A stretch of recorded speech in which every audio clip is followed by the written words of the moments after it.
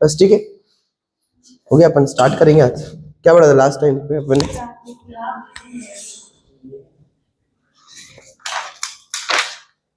इसलिए मैं माइक लाया हूं, पता है ये क्या नॉइज कैंसिलेशन है।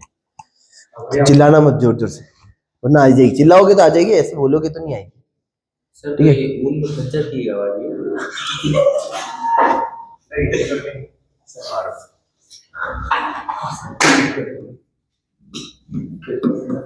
हेडिंग डालो।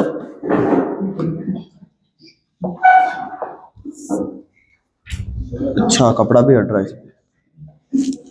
उससे उससे मस्ती मत करियो प्लीज, ठीक है ना? अभी तो 12वीं में भी आना है, 11th में भी पास होना है। होना है ना 11th में पास।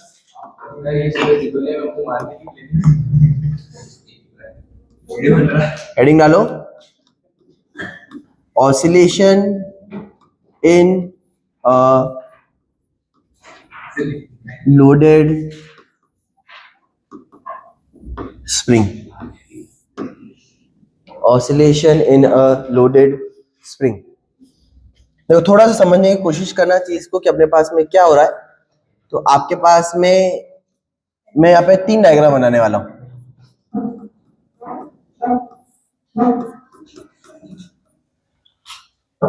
बहुत ध्यान से समझना। अपन एक वर्टिकल स्प्रिंग ले रहे हैं। ये मैंने एक स्प्रिंग ली, इस स्प्रिंग को मैंने क्या कर दिया, एक जगह पे तो फिक्स करा और एक जगह फ्री छोड़ रखा है। तो जब तक अपन, अच्छा वेरी इंपॉर्टेंट, अपन क्या कंसीडर करते हैं? अपन कंसीडर करते हैं कि आपके पास में जो स्प्रिंग है वो क्या है, मासलेस स्प्रिंग है। इसका कोई भी मास नहीं है, नेग्लिजिबल। जो सिस्टम में बनाना चाह रहा हूं उसके सामने इस स्प्रिंग का आपके पास में कोई भी मास नहीं, ये एक मासलेस आपके पास में स्प्रिंग है। अब बहुत ध्यान से समझना, देखो अगर मैं स्प्रिंग को भी ऐसे छोड़ दूं तो ना ही इसमें कंप्रेशन होगा ना ही इसमें स्ट्रेच हो रहा है। तो ये कंप्रेस भी नहीं हो रही, स्ट्रेच भी नहीं हो रही, अभी बिल्कुल नॉर्मल कंडीशन पे।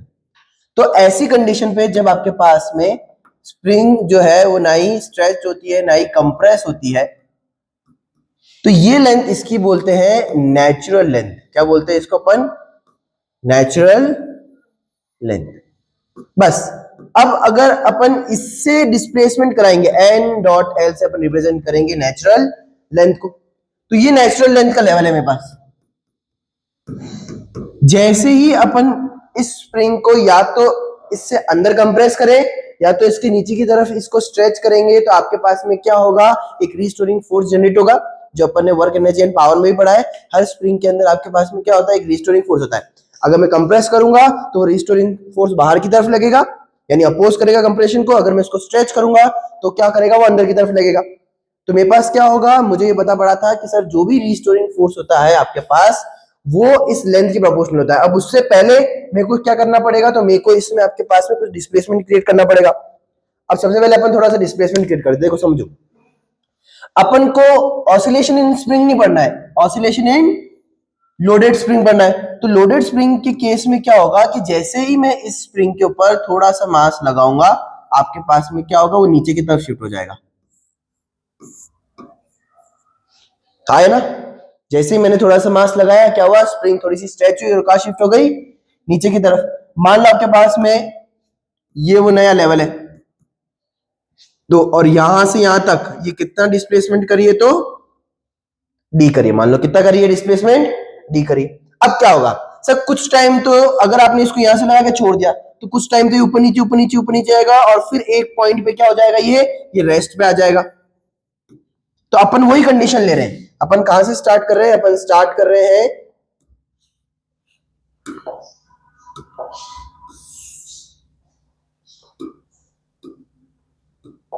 देखो अपन कहां से स्टार्ट कर रहे हैं सर, एट पी पॉइंट। मान लो अपने पास में ये पॉइंट पी है, पी अपने पास में सिस्टम जो है वो किस में है, तो सिस्टम इक्विलिब्रियम पे। एक रीस्टोरिंग फोर्स इस पे लग रहा है जो हर स्प्रिंग के अंदर होता है, और ये जो रीस्टोरिंग फोर्स मेरे पास लग रहा है F1 मान लो। ये जो रीस्टोरिंग फोर्स F1 लग रहा है, जो क्योंकि स्प्रिंग स्ट्रेच हुई तो कहां लगेगा, नेचुरल लेंथ के तरफ। हमेशा रीस्टोरिंग फोर्स ध्यान रखना बच्चों किस तरफ होता है, नेचुरल लेंथ की तरफ होता है। कि भाई नेचुरल लेंथ अगर NL है तो उसमें अब मैंने क्या क्रिएट करा है, स्ट्रेच क्रिएट करा है, तो उस स्ट्रेच की वजह से अब स्प्रिंग क्या करेगी, वो स्ट्रेच नहीं होना देना चाहती है। तो रीस्टोरिंग फोर्स हमेशा किस तरफ होता है, नेचुरल लेंथ की तरफ, और ये इस डी के हमेशा क्या होगा, ऑपोजिट। ऑपोजिट होने की वजह से अपन इसको हमेशा क्या लिखते हैं, माइनस का के, क्या लिखते हैं, माइनस साइन क्या बता रहा है कि डिस्प्लेसमेंट के रीस्टोरिंग फोर्स हमेशा क्या होता है, ऑपोजिट हो रहा है। तो ये अपने पास में क्या हो गया, माइनस का के डी। अब ये फर्स्ट स्टेप हो गया।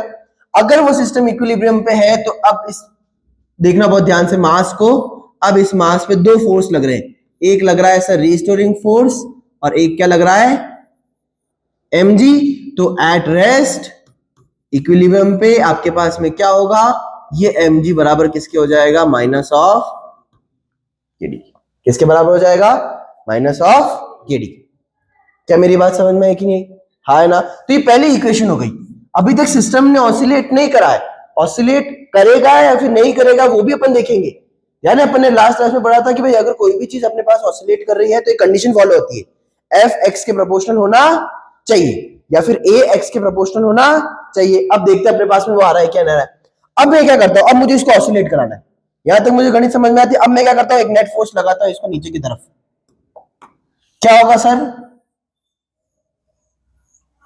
मान लो मैंने इसको डिस्प्लेस कराया, और कैसे डिस्प्लेस कराया है, तो मैंने एक फोर्स लगाया F2, कितना फोर्स लगाया, F2, नीचे की तरफ मैं फोर्स लगा रहा हूं, जा भी कहा रही है ये, तो A भी क्या हो गया, नीचे की तरफ।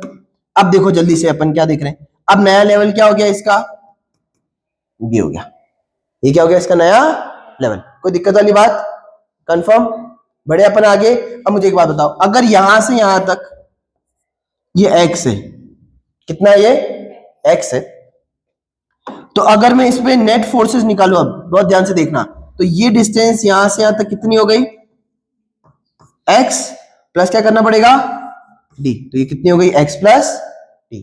मान लो ये मेरे पास पोजीशन कौन सी है, q, तो एट q। अब देखो जल्दी से, एट q, क्या यह सिस्टम इक्विलिब्रियम पे है क्या, नहीं, इस सिस्टम पे एक नेट फोर्स लग रहा है, नेट फोर्स की वजह से नीचे ले जा रहा है, एक्सीलरेशन भी क्या हो रहा है, ए हो रहा है। अब देखो जल्दी से मेरे पास कौन कौन से फोर्स लग रहे हैं सर, आपके पास में ये मास हो गया, आपके पास में F2 हो गया, जहां आपके पास में F2 है सर वहीं आपके पास में नीचे क्या लग रहा है, एक फोर्स और लग रहा है, कौन सा, नेट एक्सीलरेशन भी क्या है, और ऊपर की तरफ आपके पास में एक फोर्स लग रहा है F। अब रिस्टोरिंग फोर्स में गिन रहा हूं, मान लो मेरे पास इस पॉइंट पे जो रिस्टोरिंग फोर्स लग रहा है वो लग रहा है F3। F3 क्या हो गया, रिस्टोरिंग फोर्स। तो ये एक काम करें, इसको मान लेते हैं F एक्सटर्नल जो नेट फोर्स है मेरे पास, और ये हो गया F2। तो मेरे पास ये हो गया एक्सटर्नल और ये हो गया F2। अब देखना जल्दी से सर, F एक्सटर्नल जो होगा, इधर देखो बहुत ध्यान से, अगर मेरे पास F एक्सटर्नल आ रहा है वो किसके बराबर होगा, mg माइनस ऑफ F2। अच्छा मैंने पहले mg क्यों लिया है, मैंने पहला mg इसलिए लिया है क्योंकि एक्सेलरेशन का है, अगर नीचे की तरफ एक्सेलरेशन है तो नीचे वाला फोर्स बड़ा होगा, ऊपर वाला क्या होगा, तो mg माइनस क्या हो जाएगा, F2। या फिर मैं इसको कैसे लिख सकता हूं, बट F2 किसके बराबर हो जाएगा, माइनस ऑफ k। हमेशा जो अपने पास में रिस्टोरिंग फोर्स लगता है वो कौन सी लेंथ से लगता है, नेचुरल लेंथ से लगता है। तो मुझे नेचुरल लेंथ से डिस्प्लेसमेंट गिननी है। अब नेचुरल लेंथ से कितना नीचे है ये, तो कितना हो गया, माइनस का x प्लस, कोई दिक्कत वाली बात, कंफर्म, बढ़े अपन आगे। अब देखो मेरे पास क्या हो रहा है सर, आपके पास में ये F2 हो गया, अब इसको पुट करेंगे, F एक्सटर्नल क्या हो जाएगा मेरे पास, F एक्सटर्नल जो नेट फोर्स उस बॉडी पे लग रहा है वो किसके बराबर आ गया, mg minus of, minus put करेंगे तो क्या हो जाएगा, kx प्लस d। अब माइनस माइनस क्या हो जाएगा, क्या हो जाएगा, प्लस। अब पुट करो, देखो mg भी पता है मेरे को, तो माइनस का kd प्लस हो गया मेरे पास kx और प्लस हो गया मेरे पास kd, kd से kd क्या हो गया मेरे पास, तो मेरे पास ये क्या आ गया, kx के बराबर, क्या आ गया, kx के बराबर। तो मेरे पास ये जो आया है, अब इसको अगर अपन बहुत ध्यान से देखेंगे तो ये मेरे पास F एक्सटर्नल फोर्स जो नेट फोर्स उस बॉडी पे लग रहा है, ये किसके प्रोपोर्शनल आया है मेरे पास, एक्स के प्रोपोर्शनल आया। किसके प्रोपोर्शनल आया है? एक्स के। और अगर ये एक्स के प्रोपोर्शनल आता है, दिस मींस सिस्टम, जैसे अब इसको यहां से छोड़ोगे, विल परफॉर्म, क्या करेगा? S H, simple harmonic motion. Simple harmonic motion मतलब क्या होता है? आपके पास में एक रिस्टोरिंग फोर्स होता है, वो रिस्टोरिंग फोर्स डिस्प्लेसमेंट के प्रोपोर्शनल होना चाहिए। Object to and fro move करेगी। क्या मेरी बात समझ में आई? तो ये ऑब्जेक्ट अब क्या करेगी? कहां से कहां तक टू एंड फ्रो मूव करेगी? तो एक्स डिस्प्लेसमेंट से। तो आपके पास में जो ऑसिलेशन होने वाला है इसका, वो कैसे होने वाला है? ये आपके पास में ये हो गई, अब आपके पास में कौन सी पोजीशन? ये हो गई मेरे पास मीन पोजीशन। ये दिखाई दे रहा है ग्रीन कलर का? तो कट की वीडियो पॉज हो गई क्या? वीडियो चल रही है ना? चलने दो ना, उठा लेंगे। अच्छा, इसमें रंगी रंगी, मेरे को तो इसमें डार्क कलर का कोई पेन चाहिए, पिंक कलर का ले लूं। अब ये मेरे पास क्या हो गई? ये मेरे पास हो गई मीन पोजीशन, यहां से डिस्प्लेसमेंट हो गया ये एक्स, तो ऑब्जेक्ट यहां जाएगा। ये मेरे पास कौन सी पोजीशन हो गई इसकी? यहां आएगा, वापस से ऊपर की तरफ जाएगा, कितने डिस्प्लेसमेंट तक जाएगा? और ये हो गई एक्सट्रीम पोजीशन माइनस की। तो ऑब्जेक्ट ऐसे ऐसे क्या परफॉर्म करेगा? एसएचएम परफॉर्म करेगा। और ये कौन परफॉर्म कर रहा है? एक लोडेड स्प्रिंग। तो एक लोडेड स्प्रिंग जो है वो किसकी तरह बिहेव करती है? एक एसएचएम सिस्टम की तरह बिहेव करती है। क्यों करती है? ये रीजन है क्योंकि यहाँ पे भी जो नेट फोर्स आता है वो एक्स के क्या आता है? प्रोपोर्शनल आता है। कोई दिक्कत वाली बात? मीन पोजीशन कौन सी है? की पॉइंट्स ध्यान रखने के लिए आपको क्या है? पहला चीज, डिस्प्लेसमेंट फ्रॉम, कहां से लेते हैं? Natural length. कहां से लेते हैं? Natural length. हमेशा इक्वेशन बनाएंगे, क्वेश्चन करेंगे तो अपने पास में जो भी डिस्प्लेसमेंट लेंगे वो कहां से लेंगे? नेचुरल लेंथ से लेंगे। नेचुरल लेंथ से अपन को डिस्प्लेसमेंट लेना जितना भी आ रहा है अपने पास में। और सेकेंड, जो न्यू मीन पोजीशन होती है वो कहां से होती है? At D. कहां से होती है? एट डी से। जब मैंने मास लोड कर दिया है उसके बाद जो मेरे पास आई है वो मेरी नई मीन पोजीशन है। उस मीन पोजीशन से अपने पास में क्या मेजर होगा?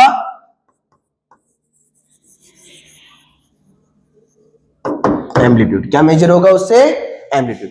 तो रीस्टोरिंग फोर्स अपने पास में कहां से आता है? नेचुरल लेंथ से आता है। और जो आपके पास में मीन जो एम्पलीट्यूड आता है वो कहां से आता है? डी डिस्टेंस के बाद। नेचुरल लेंथ के बाद डी डिस्टेंस के बाद में आता है। क्या मेरी बात समझ में आ रही कि नहीं आ रही? पक्का? तो एक बार इतना लिखो, फिर कुछ क्वेश्चन करते हैं।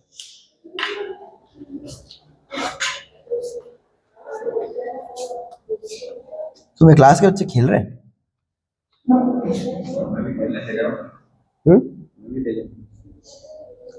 फिर मैं वीडियो कैसे रिकॉर्ड करूंगा? तो पॉज कर दो। मैं तो हो ही नहीं फोर्थ पीरियड में। अरे बस हाँ, बस निकालना आता है। अब अगर मेरे को टाइम पीरियड निकालना है, वो क्या टाइम पीरियड लिखा है? टाइम ही नहीं दिख रहा है।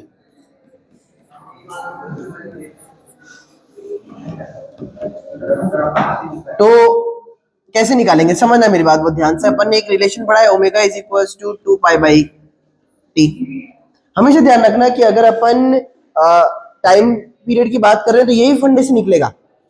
कोई भी अपन एसएचएम के लिए निकाला था, अगर अपन ने पहले भी निकाला टाइम पीरियड इसी से निकाला था। तो टी किसके बराबर आया मेरे पास? 2 पाई बाई ओमेगा की। अब अगर इसको थोड़ा सा ध्यान से देखोगे तो आपके पास में अपने पास जो लास्ट रिलेशन आया था वो आया था F इज इक्वल्स टू के और X। तो एम ए इक्वल्स टू क्या हो गया? के एक्स। कोई दिक्कत वाली बात? तो मेरे पास ए किसके बराबर आ गया? X। अच्छा बच्चे, इसमें क्या गलतियां करते हैं तो बहुत ध्यान से समझना। जो मेरे पास स्टैंडर्ड है वो मेरे पास ये है ओमेगा स्क्वायर एक्स। ये मेरे पास क्या है? स्टैंडर्ड है। जहां पे ये जो ओमेगा स्क्वायर है ये किसके बराबर होता है? के बाई। तो अगर मैं इन दोनों एक्सप्रेशन को कंपेयर करूंगा तो मेरे पास यहां पे भी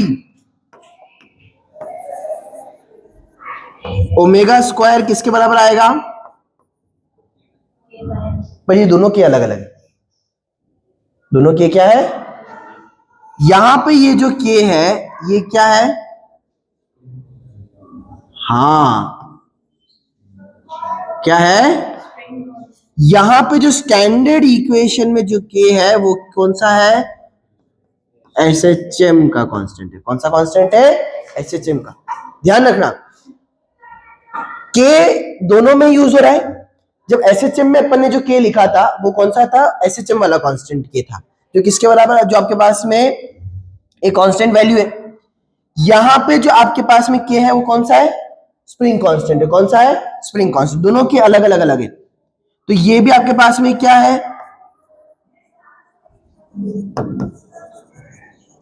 स्प्रिंग। तो मेरे पास ओमेगा किसके बराबर आ गया, अंडर रूट के बाई एफ। तो मैं क्या लिख सकता हूं, सही से देखना, थोड़ा संबंध समझते हैं इसको कि मैं क्या लिखने वाला हूं। अब अगर मैं टाइम पीरियड की बात करूं, अरे ये क्या हो, अगर मैं टाइम पीरियड की बात करूं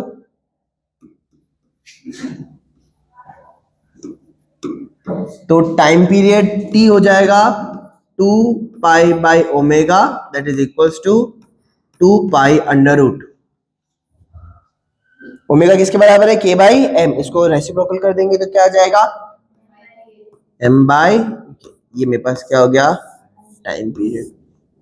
वापस से समझो सर, जो स्टैंडर्ड है, स्टैंडर्ड वो भी सेम है, स्टैंडर्ड टाइम ऑफ एसएचएम, उसकी भी एक्सप्रेशन क्या होती है, T equals to 2 pi under root M by K. लेकिन ये कौन सा कांस्टेंट है, एसएचएम। इसको मैं के एस लिख देता हूं भले आपके लिए। ये कौन सा कांस्टेंट है, स्प्रिंग कांस्टेंट। यहां के जो है वो किसके बराबर आया है, लेकिन हमेशा ऐसा हो बिल्कुल भी जरूरी नहीं, अलग अलग सिस्टम के लिए अलग अलग के हो सकता है, बस यहां पे ये सेम है, बाकी और कहीं भी ये सेम होता नहीं है। तो अपने पास में ये टाइम पीरियड हो गया। क्वेश्चन ऐसे ही आता है, इंपॉर्टेंट है क्वेश्चन, आपके पास में सिंपली यही आता है कि derive the expression of time period of a system of loaded mass and show that it performs what, SHM. तो अपन को ये पूरा लिखना है, और फिर इससे पहले जो अपन ने देखा ये भी अपन को इसको समझना है। ठीक है, तो खूब है आज के लिए।